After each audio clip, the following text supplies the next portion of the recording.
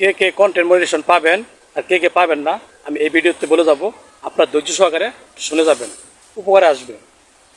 অনেকে দেখবেন আপনার এই 10,000 20,000 ফলোয়ার কন্টেন্ট মনিটাইজেশন পায় নাই।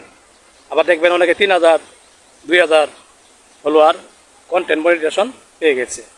কেন জানেন?